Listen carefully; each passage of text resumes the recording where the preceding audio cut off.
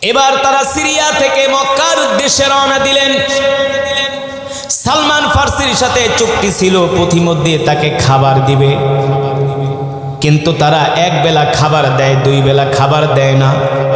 সালমান ফার্সি বলেন, আমি মাসের পর মাস সফর করতে করতে না খেতে খেতে আমি শুকায়া কাঠ হয়ে গেছি, শরীরের হাড্ডিগুলো জেগে গেছে।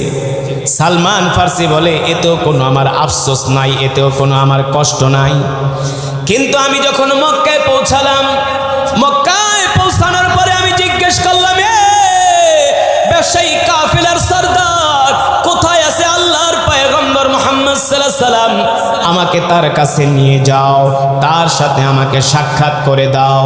এবার ব্যবসায়ী কাফেলার সরদার এসে বলে, শোনো, আমরা হলাম মুহাম্মদের শত্রু, মুহাম্মদ হলো আমাদের শত্রু।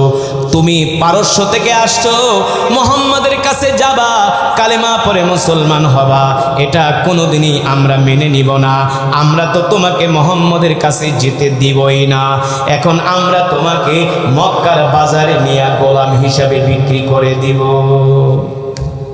বলে, মুহাম্মদের কাছে তোমাকে যেতে দেওয়া যাবে না, আমরা তোমাকে এখন মক্কার বাজারে নিয়ে গোলাম হিসাবে বিক্রি করে দিব। সালমান ফার্সি বলে, ভাই, আমি আমার মা বাবা, আত্মীয় স্বজন, পরিবার পরিজন ছেড়ে একমাত্র দিন পাওয়ার জন্য, ইসলাম পাওয়ার জন্য, আল্লাহ রসুলকে পাওয়ার জন্য আমি এত কষ্ট করে এসেছি, তোমরা আমার সাথে এই বেঈমানি করো না। এই কথা বলার সাথে সাথে আরব ব্যবসায়ী কাফেলার সরদার সালমান ফার্সির গালের ভিতরে একটা চটকানা দিলেন, জোরে এক আঘাত করলেন। সালমান ফার্সি বলে, এক আঘাতে আমার মনে হলো আমি মাথা ঘুরিয়ে জমিনে পড়ে যাচ্ছি। আবার উঠা বললাম, ভাই, তোমাদের হাতে ধরি, পায়ে পড়ি, আমার কাছে যদি আরো অর্থ থাকতো তোমাদেরকে আমি সেটাও দিতাম। তারপরে নবী মুহাম্মদ সাল্লাল্লাহু আলাইহি সাল্লামের কাছে আমাকে পৌঁছে দাও। এই কথা বলার সাথে আর এক চটকানা মারলেন, আর এক আঘাতকে সালমান ফার্সি বলে, আমি মাটিতে লুটিয়ে পড়লাম। তারা আমার হাত ধরে মক্কার বাজারে নিয়ে গেল। আর মক্কার বাজারে নেওয়ার পরে তো মক্কার মানুষ এই যুবককে দেখে পাগল হয়ে গেছে, এত সুন্দর সুদর্শন যুবক। কারণ যারা ঐতিহ্যবাহী সম্ভ্রান্ত পরিবারের সন্তান, ওদের পোশাক আশাক, চেহারার ভিতরে একটা আভিজাত্য ফুটে ওঠে, ঠিক না? একটা আভিজাত্য ফুটে ওঠে। মক্কার বাজারে নেওয়ার সাথে সাথে শতে শতে মানুষ ভিড় জমে গেছে। এই গোলাম আমি কিনবো, কত চাও? কত দিরহাম চাও? কত চাও ততই দিব। মোটা অঙ্কে সালমান ফার্সিকে গোলাম হিসাবে মক্কার বাজারে বিক্রি করে দিচ্ছে।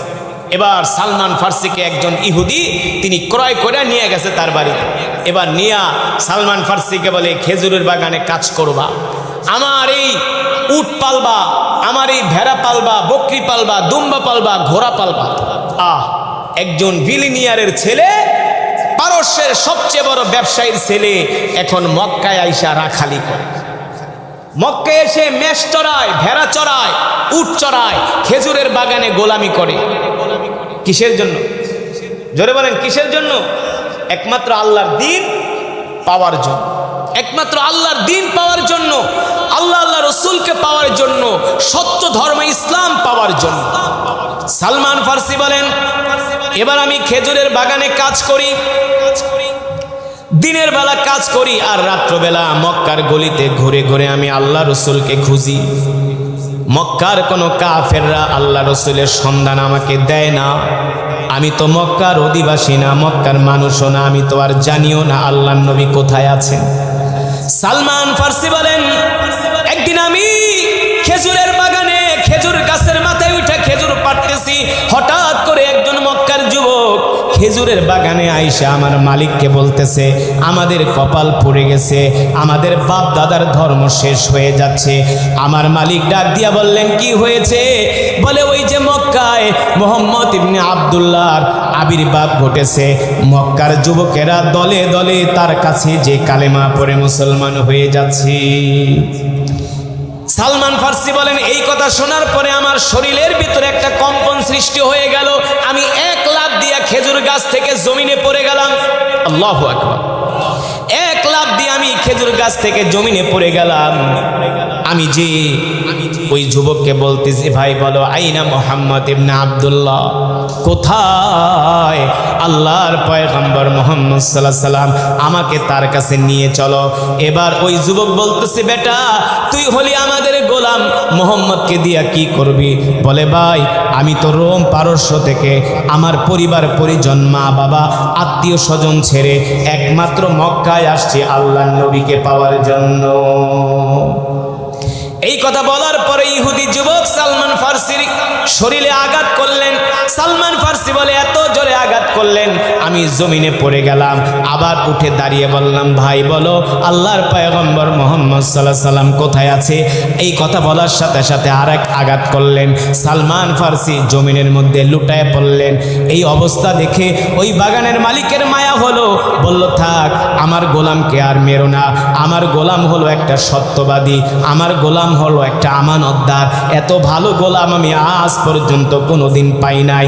আমার গোলাম আমার অগোচরে আমার কোনো অর্থের অপচয় করে না, আমার গোলাম আমার আমানত রক্ষা করে। এত ভালো একজন যুবক বলে দাও মুহাম্মদ সাল্লাল্লাহু আলাইহি সাল্লাম কোথায় আছে? এবার যুবক ডাক দিয়া সালমান ফার্সিকে বলে, শোনো, ওই যে কাবা ঘরের পাশে একটা পাহাড় আছে, জাবালে আবু কুবাইস, ওই পাহাড়ের নিচে বৈশা মুহাম্মদ তার সঙ্গীদের সাথে কথা বলতেছে। আল্লাহু আকবার। সালমান ফার্সি বলে, আজকেই হলো আমার সেই মাহিন্দ্রক্ষণ, যেই দিনটির জন্য, যেই সময়টির জন্য আমি এতদিন অপেক্ষা করছিলাম। সালমান ফার্সি বলে, আমি এক দৌড় মারলাম কিছু খেজুর নিয়ে। আমি দূর থেকে তাকায় দেখি আল্লাহর নবী বসে আছেন। আল্লাহর নবীকে দেখার সাথে সাথে আমার কাছে মনে হলো আকাশের পূর্ণিমার চাঁদ জমিনে উদিত হয়েছে। এত সুন্দর আল্লাহর নবী, সুবহানাল্লাহ। সালমান ফার্সি বলেন, আমি যে রোম পারস্য থেকে এত কষ্ট করে আসছি, এত মার খাইছি, এত আঘাত সহ্য করছি, নির্যাতন সহ্য করেছি, আল্লাহ রসুলকে এক নজর দেখার পরে আমি আমার সব দুঃখ ভুলে গিয়েছি। সালমান ফার্সি বলেন, আমি কিছু খেজুর নিয়ে আল্লাহর পয়গম্বরের সামনে গেলাম, আল্লাহ নবীকে দিলাম, দিয়ে বললাম, লাকা সাদাকা, আমি আপনার জন্য সদকা আনছি। আল্লাহ রসুল মুস্কি হাসি দিয়া বলে, আমার জন্য সদকা খাওয়া হারাম, আমি সদকা খাই না। ওই খেজুরগুলো আল্লাহর নবী সাহাবীদের মাঝে বিলিয়ে দিলেন। সালমান ফার্সি বলেন, 3টা প্রমাণের একটা পায়া গেছি। কয়টা বাকি আছে? কয়টা? জোরে বলেন, কয়টা?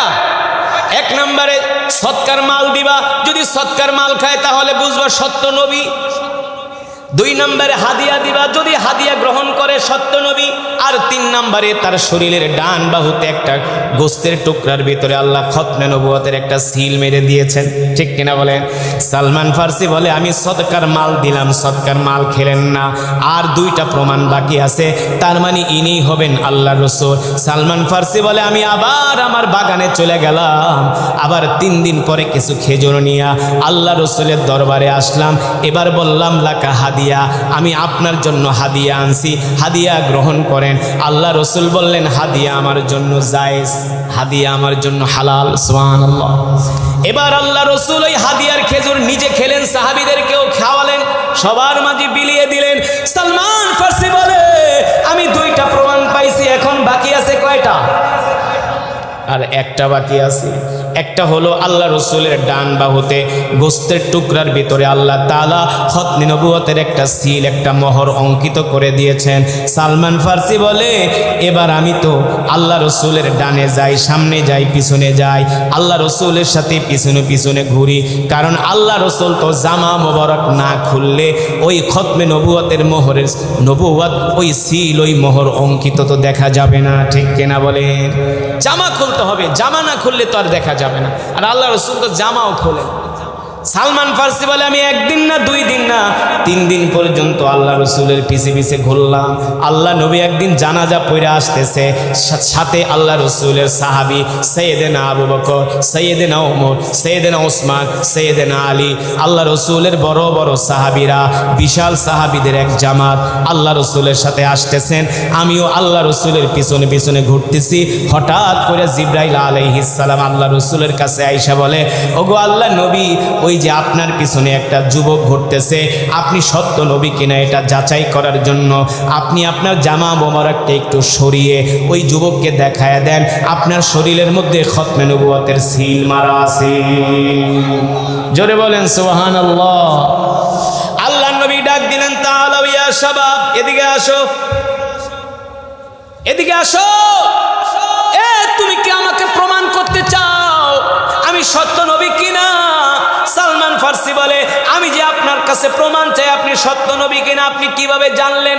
আল্লাহ নবী বলে, আমি যদি না জানি তাহলে নবী হলাম কিভাবে?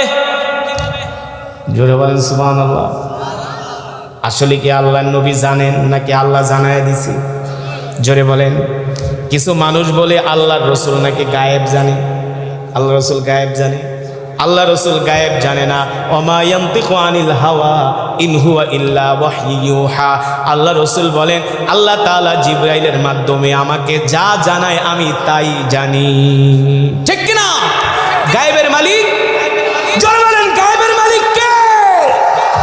জিবরাইল আলাইহিস সালাম এসে জানায় দিছে, আল্লাহ রাসূল আপনি আপনার জামা মোবারক সরাইয়া এই যুবককে দেখায় দেন, আপনার শরীরে গোস্তের টুকরার মধ্যে মোহরে খতমে নবুয়তের সিল অঙ্কিত করা। আল্লাহ রাসূল ডাক দিছে, আসো আসো আসো, এই যে দেখো আমি যে সত্য নবী এটার প্রমাণ। এবার মোহরে খতমে নবুয়তের সিল দেখার পরে সালমান ফার্সি আল্লাহর নবীকে জড়ায় ধরছে। আল্লাহ রাসূলও জানে না সালমান ফার্সি কিন্তু মক্কার মানুষ না, সে যে পারস্যের মানুষ এটা আল্লাহ রাসূলও জানে না। সালমান ফার্সি বলে, গো আল্লাহর নবী আপনার সাথে আমার কিছু কথা আছে। বলে কি কথা? বলে শুনে, আমি কিন্তু মক্কার মানুষ না, মদিনারও মানুষ না, আরবেরও মানুষ না। আইনাল বিলাদ? আল্লাহ রাসূল বলে, আইনাল বিলাদ, কোথায় তোমার দেশ? বলে আমার দেশ হলো পারস্যে। কোথায়? এই কথা শোনার পরে আল্লাহ রাসূল অবাক হয়ে গেলেন, বলো কি তোমার বাড়ি পারস্যে? বলে হ্যাঁ। তাহলে তুমি মক্কায়? বলো অনেক ইতিহাস, অনেক। আল্লাহ রাসূল সব সাহাবীদেরকে বসালেন, ইজলিসু হুনা, সবাই বসো। এ বলো তুমি তোমার ঘটনা। ওই মজমার মধ্যে সাইয়েদনা আবু বকর ওমরের মতো সাহাবীরা বসা। আল্লাহ রাসূল বলে, বলো কি তুমি পারস্য থেকে আসছো? বলে হ্যাঁ। কি তোমার নাম? বলে আমার নাম হলো সালমান ফার্সি। দেখতে শুনতে চেহারা একেবারে সুদর্শন, সুদর্শন যুবক। চেহারার দিকে তাকাইলেই বোঝা যায় আভিজাত্য, ঐতিহ্যবাহী ফ্যামিলির ছেলে। চেহারার ভিতরে একটা আভিজাত্যের ছাপ, সুদর্শন যুবক। আল্লাহ রাসূল বলে, সালমান বলো বলো তুমি কিভাবে পারস্য থেকে মক্কায় আসলা? বলে আল্লাহ রাসূল আমি 3টা ধর্ম পালন করছি 150 বছর, কোন ধর্মের মধ্যে আমি শান্তি পাই নাই। একজন খ্রিস্টান পাদ্রীকে আমি ধইরা বলি, সত্যি কইরা বলো এই পৃথিবীতে এই ধর্মের চেয়ে আরো সত্য কোনো ধর্ম আছে কিনা? পাদ্রী বলে হ্যাঁ, সত্য একটা ধর্ম আছে, তার নাম হলো ইসলাম, আর ওই সত্য ধর্মের নবীর নাম হলো মুহাম্মদ সাল্লাল্লাহু আলাইহি সাল্লাম। আল্লাহু আকবার। ওগো আল্লাহর নবী, যেদিন থেকে আমি আপনার নাম শুনেছি সেই দিন থেকে অর্থ জোগাড় করে আমি রোম পারস্য থেকে আমি আমার মা বাবা পরিবার পরিজন আত্মীয় স্বজন আমি আমার আরাম আয়েশের জিন্দেগি ত্যাগ কইরা আমি পারস্য থেকে সিরিয়ায় আসছি। আর সিরিয়ায় আসার পরে আরো ব্যবসায়ী কাফেলাদের সঙ্গী হয়ে আমি মক্কায় আসছি। ওগো আল্লাহ রাসূল, ওই কাফেলার সরদার আমাকে ঠিকমতো খাবার দেয় নাই, এক বেলা করে খাবার দিয়েছে, আমি শুকায়া কাঠ হয়ে গেছি, অসুস্থ হয়ে গেছি। তারা আমার কাছে যত অর্থ ছিল সব অর্থগুলো নিয়ে মক্কার বাজারে আমাকে গোলাম হিসাবে বিক্রি করে দিছে। আল্লাহ রাসূল বলে, বলো কি? বলো হ্যাঁ, ওই বাগানে আমি এখন গোলাম হিসাবে কাজ করি। এই কথা শোনার পরে আল্লাহ রাসূলের চোখ থেকে ঝরঝর করে পানি পড়তেছে। হযরত ওমরের মতো সাহাবীও কান্না করতে করতে হযরত ওমরের দাড়ি মোবারক ভিজা ভিজা টপ টপ করে পানি পড়তেছে। ও মুসলমান, আপনারা তো কোরআন শোনার জন্য 1 কিলোমিটার, 1.5 কিলো, 2 কিলো, সর্বোচ্চ 5 কিলোমিটার দূর থেকে এসেছেন, কিন্তু রাসূলের সাহাবীরা আল্লাহ রাসূলের কোরআনের জন্য হাজার হাজার কিলোমিটার পথ তারা সফর করেছেন। শুধু কোরআনের জন্য নয়, আল্লাহ রাসূলের একটা হাদিস শোনার জন্য রাসূলের একজন সাহাবী 2500 কিলোমিটার পথ অতিক্রম করেছেন, সফর করেছেন। কয় হাজার? মিনাল মদিনা ইলা শাম, মিনাল মদিনা ইলা শাম। আল্লাহ রাসূলের ইন্তেকালের পরে রাসূলের একজন সাহাবী ছিল, তার নাম হলো কদর সাহাবী, যিনি কিনা অনেক হাদিস বর্ণনা করেছেন, সাহাবী আবু দারদা রাদিয়াল্লাহু তাআলা আনহু, আল্লাহ রাসূলের প্রিয় সাহাবী। আল্লাহ রাসূলের ইন্তেকালের পরে সাহাবী আবু দারদা মদিনা থেকে শামে চলে গিয়েছেন, কারণ আল্লাহ রাসূল মদিনায় নাই, আবু দারদার আর মদিনায় ভালো লাগে না। কারণ সাহাবীরা তো রাসূলের জন্য ছিলেন পাগল, ঠিক কিনা বলেন? আল্লাহ রাসূলের সাহাবীরা আল্লাহ রাসূলের জন্য তারা জীবনকে আল্লাহর রাস্তায় কোরবানি করতে দ্বিধা করতেন না। আল্লাহ রাসূলের ওফাত হয়ে গেছে, আল্লাহর নবী এখন আর দুনিয়াতে নাই। সাহাবী আবু দারদা বলে, আমি মদিনার গলিতে গলিতে ঘুরি, আল্লাহ রাসূলকে পাই না। ওই মদিনার শহরে এখন আমার আর ভালো লাগে না। সাহাবী আবু দারদা মদিনা থেকে হিজরত করে তিনি চলে গেলেন শামে। কোথায় চলে গেলেন? শামে চলে গেলেন। রাসূলের আর একজন সাহাবী তিনি শুনেছেন, রাসূলের এই সাহাবী আবু দারদা তিনি আল্লাহ রাসূলের অনেক হাদিস মুখস্থ করেছেন। এই কথা শোনার পরে তিনি মদিনা থেকে সফর করে চলে গেলেন শামে। মদিনা থেকে শামের দূরত্ব হলো 2500 কিলোমিটার। কত হাজার? বর্তমানে সিরিয়ার রাজধানী দামেস্ক, পুরাটাকে বলা হতো শাম। এই সিরিয়া হলো একটা বরকতের জায়গা।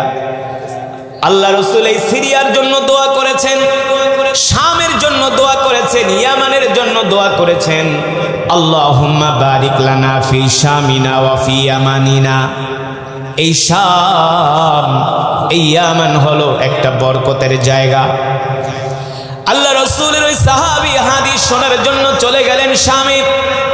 একদিন দুই দিন না, কয়েক মাস সফর করে করে, ঘোড়ার পিঠে চড়ে চড়ে অনেক কষ্ট করে মদিনা থেকে চলে গেলেন শামে। মদিনা থেকে শামে যাওয়ার পরে শামের মানুষদেরকে জিজ্ঞেস করলেন, আইনা আবু দারদা, তোমরা কি আবু দারদাকে চিনো নাকি? আবু দারদা কোথায়? বলে, যাও, সামনে একটা মসজিদে আবু দারদা বসে আছে। আল্লাহ রাসূলের সাহাবীর সাথে সাক্ষাৎ করার জন্য যখন তিনি শামের ওই মসজিদে গেলেন আর মসজিদে প্রবেশ করলেন, প্রশ্ন করলেন, আনতা আবু দারদা, আপনি কি আবু দারদা? বললেন, নাম আনা আবু দারদা। আবু দারদা জিজ্ঞেস করলেন, আইনা আনতা, তুমি কোত্থেকে আসছো? কোথায় তোমার বাড়ি? কোথায় তোমার ঘর? বলল, মিনাল মাদিনা ইলা শাম, আমি মদিনা থেকে আসছি শামে। বলে, কেন আসছো? বলে, আমি শামে আসছি এই জন্য, আমি শুনেছি আপনি রাসূলের একজন জলিল কদর সাহাবী, আপনি নাকি আল্লাহ রাসূলের অনেক হাদিস মুখস্থ করেছেন। এখন তো আল্লাহর নবী দুনিয়াতে নাই, এই কারণে আপনার জবানে হাদিস শোনার জন্য আমি মদিনা থেকে 2500 কিলোমিটার পথ সফর করে এসেছি। হাদিস শোনার জন্য। কি শোনার জন্য? হাদিস শোনার জন্য 2500 কিলোমিটার পথ অতিক্রম করেছেন, সফর করেছেন 2500 কিলোমিটার। এই কথা শোনার পরে আবু দারদা রাদিয়াল্লাহু তাআলা আনহু তাকে জড়িয়ে ধরলেন আর বললেন, তুমি মদিনা থেকে শামে এসছো রাসূলের হাদিস শোনার জন্য? বলে, হ্যাঁ, আমি মদিনা থেকে শামে এসেছি রাসূলের হাদিস শোনার জন্য। এবার আবু দারদা রাদিয়াল্লাহু তাআলা আনহু বলেন, শোনো, তোমার জন্য আল্লাহ রাসূলের জন্য খুশির খবর, তোমার জন্য আল্লাহ রাসূলের সুসংবাদ। আল্লাহ রাসূল বলেছেন, মান সালাকা তরিকান ইয়ালতামিসু ফীহি ইলমান সাহালাল্লাহু লাহু বিহি তরিকান ইলাল জান্নাহ। কেউ যদি দ্বীন শেখার জন্য, দ্বীনের ইলম শেখার জন্য ঘর থেকে বের হয়, আল্লাহ তাআলা তার জন্য জান্নাতের পথকে সহজ করে দেয়। এই যে আপনারা কোরআনের মাহফিলে আসছেন দুনিয়ার কোনো কিছু পাওয়ার জন্য না, কথা বলেন, নিজের পায়ে হেঁটে নিজের অর্থ খরচ করে এই যে কোরআনের মাহফিল সাজাইছেন, দূর দূরান্ত থেকে আসছেন, মনে করছেন আল্লাহ আপনাদেরকে খালি হাতে ফিরায় দিবে? হ্যাঁ, কোনোদিনই হতে পারে না। কোনোদিনই হতে পারে না। আপনারা যখন কোরআন শোনার জন্য ঘর থেকে বের হয়েছেন, তখন ফেরেশতারা আপনাদের জন্য দোয়া করতেছে, আল্লাহুম্মা গফির ওয়ারহাম, আল্লাহুম্মা গফির ওয়ারহাম। আসমানের মালিক, জমিনের মালিক আল্লাহ, আপনার বান্দারা আপনার কোরআন শোনার জন্য ঘর থেকে বের হয়েছে, আমরা আপনার ফেরেশতারা তাদের জন্য দোয়া করতেছি, আল্লাহ আপনি তাদেরকে ক্ষমা করে দেন। ফেরেশতারা আমাদের জন্য দোয়া করছেন, আল্লাহ আপনি তাদেরকে ক্ষমা করে দেন যারা আপনার কোরআন শোনার জন্য, দ্বীন শোনার জন্য আসছে। আল্লাহু আকবার। মুসলমান আল্লাহর বান্দারা, শুধু এখানেই শেষ নয়। ওই যে রাসূলের সাহাবী সালমান ফারসির নাম বলছিলাম, মনে আছে নাকি? হ্যাঁ, সালমান ফারসি এমন একজন রাসূলের জালিল কদর সাহাবী, আল্লাহ তাআলার, আল্লাহর রাসূলের প্রিয় একজন সাহাবী সালমান ফারসি রাদিয়াল্লাহু তাআলা আনহু। তিনি কোনো মদিনার মানুষ না, মক্কার মানুষ না, আরবেরও মানুষ না, তিনি হলেন পারস্যের মানুষ। 3টা ধর্ম তিনি 150 বছর পালন করেছেন। খ্রিস্ট ধর্ম 50 বছর, ইহুদি ধর্ম 50 বছর, আর মূর্তি পূজা করেছেন 50 বছর। এই 150 বছর 3টা ধর্ম পালন করে কোনো শান্তি পায় না, কোনো মজা পায় না। 3টা ধর্ম পালন কইরা তিনি আত্মতৃপ্তি পায় না। এই 3টা ধর্ম পালন করে তিনি হতাশ হয়ে যান, আর তিনি মনে মনে সিদ্ধান্ত নেন, এই 3টা ধর্ম এত সুন্দর করে পালন করলাম, এই ধর্ম আমার দিলের ভিতরে শান্তি দিতে পারে না, আমার আত্মায় শান্তি আসে না, নিশ্চয়ই এর চাইতে আরো কোনো সুন্দর ধর্ম পৃথিবীতে আছে। আসলেই তো আছে।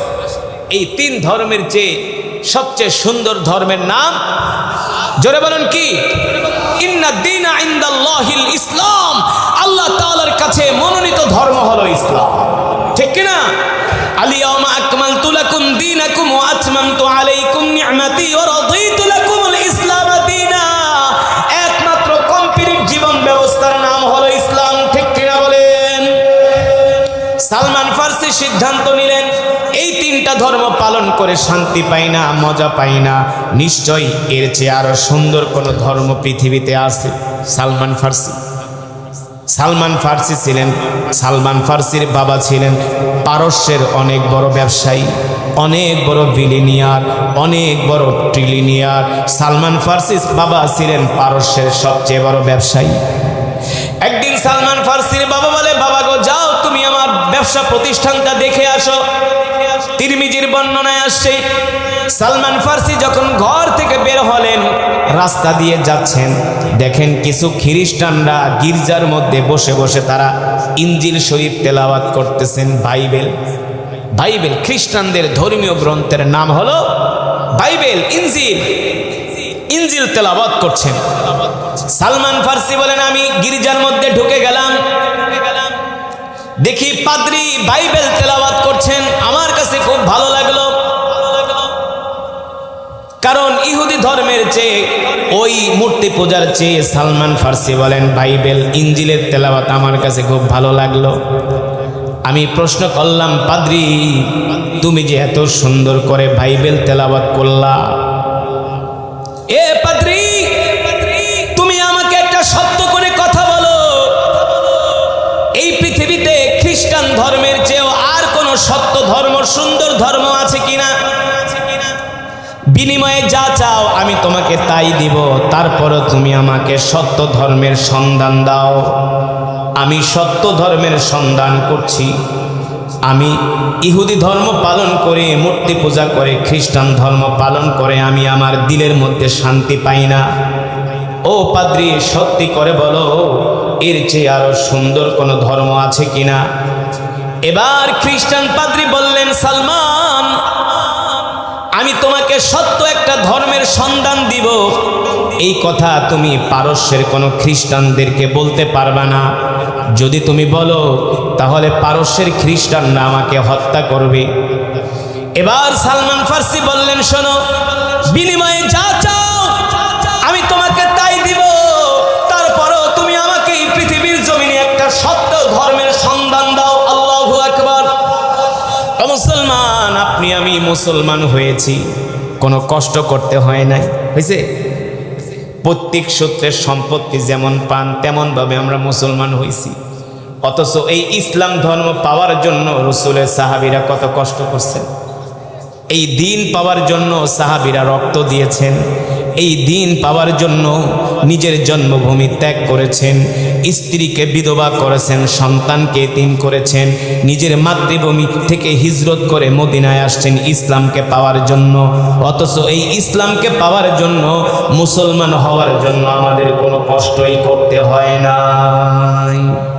এই যে সালমান ফার্সি, তিনি ছিলেন পারস্যের সবচেয়ে বড় ধনাঢ্য পরিবারের সন্তান। তার অর্থ বিত্ত কোনো কিছুর অভাব ছিল না। তার ছিল বিলাসী জিন্দিগি। যেমন সম্পদশালী তিনি ছিলেন, তেমন দেখতে চমৎকার সুদর্শন একজন যুবক ছিলেন সালমান ফার্সি। সুদর্শন একজন যুবক। খ্রিস্টান পাদ্রী বললেন, সালমান, আমি তোমাকে একটা সত্য ধর্মের সন্ধান দিব, তবে তুমি এই কথা কাউকে বলবা না। সালমান ফার্সি বলে, আমি বলবো না। বলেন। এবার পাদ্রী বললেন, সালমান, তুমি যদি সত্য ধর্মের সন্ধান পেতে চাও, এই পারস্যে তুমি সত্য ধর্মের সন্ধান পাবা না। যদি সত্য ধর্মের সন্ধান পেতে হয়, তাহলে তোমাকে চলে যেতে হবে মরুভূমির দেশে, খেজুর বৃক্ষের দেশে, পাহাড়ের দেশ। মরুভূমির দেশ কোথায়? কোথায়? সৌদি আরব। আরবে খেজুর বৃক্ষের দেশ আরব। সালমান ফার্সি বলে, আমি কিভাবে যাব অত দূরে সেই আরবে? কারণ পারস্য থেকে তো আরবের দূরত্ব হলো প্রায় 4000 কিলোমিটার। এত দূরত্বে আমি কিভাবে যাব? পাদ্রী বলে, সালমান, আমি তোমাকে ওই পারস্য থেকে আরবে যাওয়ার, ওই পারস্য থেকে মক্কায় যাওয়ার সন্ধান আমি তোমাকে দিব। তুমি ভালো করে শুনে নাও। তবে তুমি যে আরবে যায়া, মক্কায় যায়া সত্য ধর্মের সন্ধান পাবা, এত সহজ না। এই পৃথিবীতে একজন নবীর আগমন ঘটেছে, যিনি হলেন সত্য নবী। এই পৃথিবীতে তারপরে আর কোন নবী আসবে না। আল্লাহু আকবার। আল্লাহ তাআলা কোরআনুল কারীমের মধ্যে বলছেন, মা কানা মুহাম্মাদুন আবা আহাদিম মির রিজালিকুম ওয়ালাকিন রাসূলুল্লাহি ওয়া খাতামান নাবিয়্যিন। আল্লাহু আকবার। নবী, আমি আল্লাহ আপনাকে শেষ নবী কইরা দুনিয়াতে পাঠিয়েছি। আমার নবীর পরে এই পৃথিবীতে আর কোন নবী আসবে না। ঠিক কিনা বলেন? আনা খাতামুন নাবিয়্যিন লা নাবিয়্যা বাদি। আল্লাহ রাসূল বলেন, এই পৃথিবীতে আমার পরে আর কোন নবীর আগমন ঘটবে না।